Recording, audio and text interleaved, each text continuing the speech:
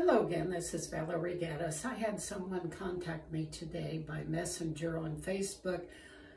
How do you hold the fiber in your left hand? How do you keep it from flying out of your hand? You know, that made me think that's a very basic question, and it's a good question. Sometimes as spinners, if we've spun for so long, we really need to go back to the basics to tell people how you do it and be able to show them. And yes, YouTube is full of instructors on great wheel spinning, but hopefully I can show you the minute little details that help, that might be able to give you a tip that perhaps they didn't. Tonight I'm working on the tensionless early Virginia wheel. I have some merino Rolag. It's kind of dense, as you can see. Actually, it's roving. I'm sorry, it's not a Rolag. And it's kind of dense. So I'll be working with that. I'll show you a few things, what to do with something if it is roving. Also, we're going to talk about fiber prep in general. I want you to watch one of the best videos on YouTube I know for fiber prep for great wheel spinning. And it is Lois Swales' Card Like a Ghost. I want you to watch that 2 or 3 times over. If you're carding your natural wool, our tendency is to really load that fiber on the carder. Don't do that.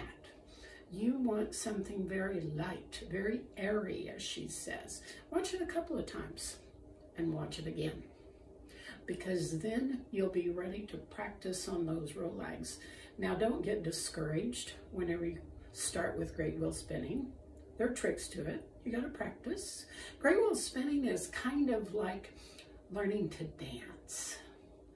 That, yes, once you get the wheel all in alignment and the drive band where it should be and the tension just right, then you learn inside how to talk and walk and dance with that wheel and fiber.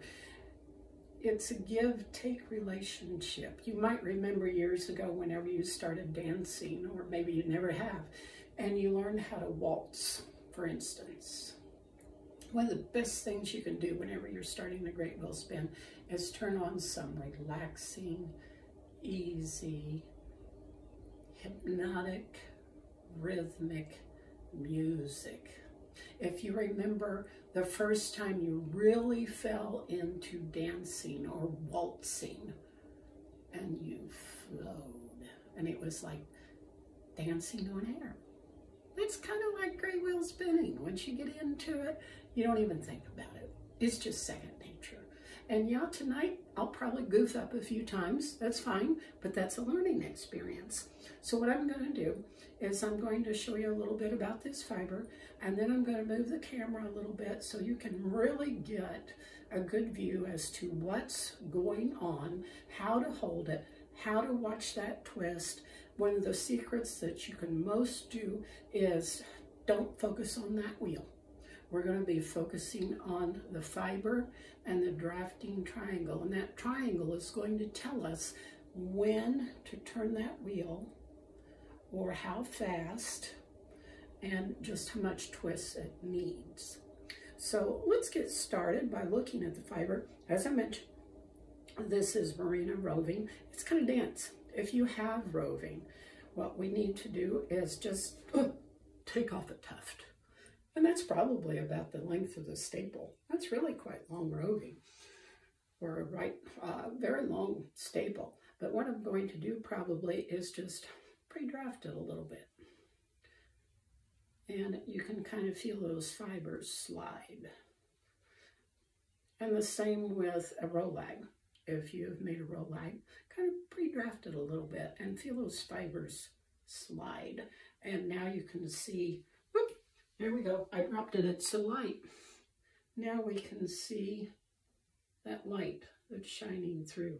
That's what we want. We want something light and airy. So now let me change the camera and let's get started spinning. You may not see me in my face, but what I want you to see is the fiber and the yarn. What we're going to focus on mainly is the spindle and the yarn. So you're not going to see me so much. So let me get the camera positioned. Okay, I'm ready to add some more fiber. And as you can tell here, what I've done is I've left a little tuft. That one's a pretty good sized tuft on the end. But let's take a look at this closer. See that drafting triangle right there? If I pull on that a little bit, you can see more and more of that triangle. And that's what we're going to focus on whenever we're spinning. So I've taken off a little bit of a leader. I've spun it counterclockwise a little bit. I'm going to bring it out to the end. Okay, I want to be sure before I start joining that this is nicely spun. If it's not spun all the way, it'll just fall apart on you. And I've had that happen. If it's the right tension, you can hear it pop. Listen. It's perfect. Okay, so now then, we're ready to join on. The question is, how do we hold it? And we're going to look at that very closely. So now then, some people would say you're going to hold it like a little bird. That's not wrong.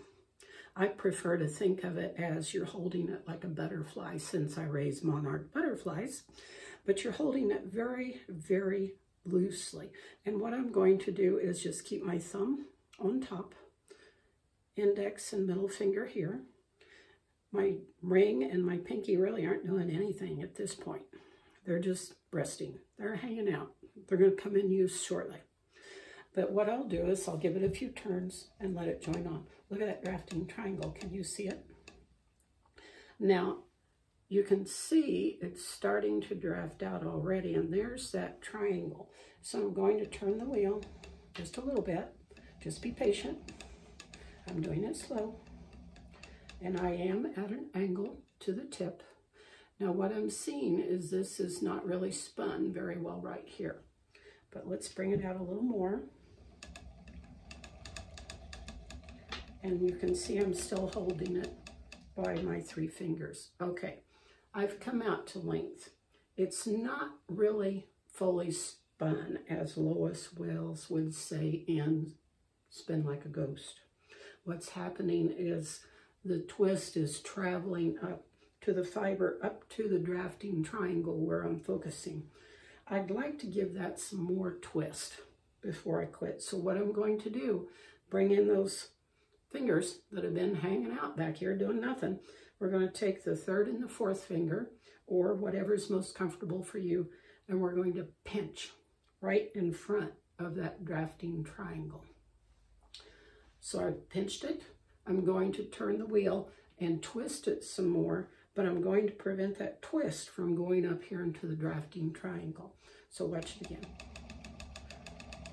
I can feel the twist now. If you've done drop spindling in the past, you knew it was spun whenever you could feel the twist up here in your finger.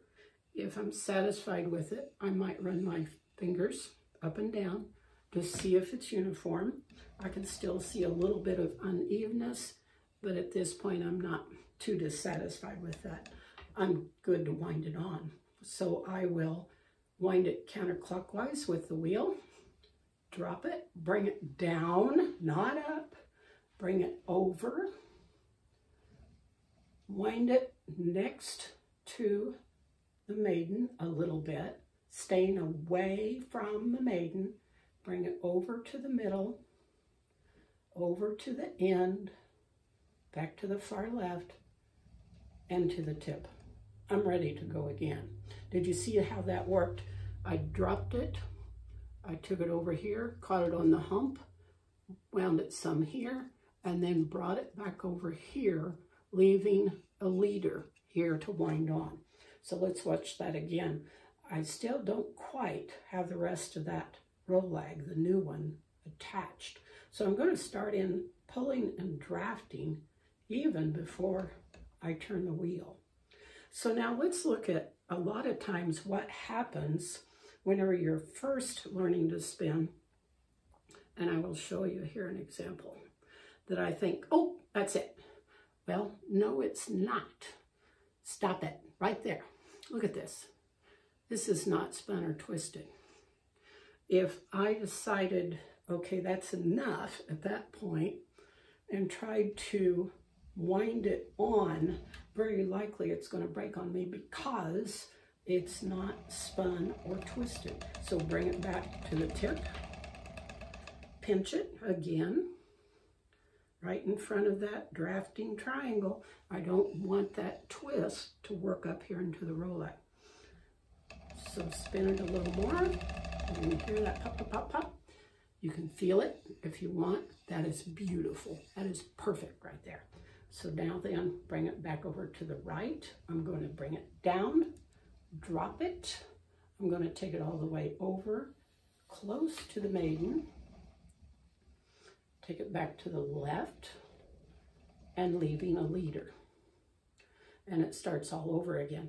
Now, whenever I'm holding it, now that this is nicely joined, probably what I'm going to do is back up here quite a ways on that tuft, and I'm going to start in just pulling it and drafting it before I even turn the wheel.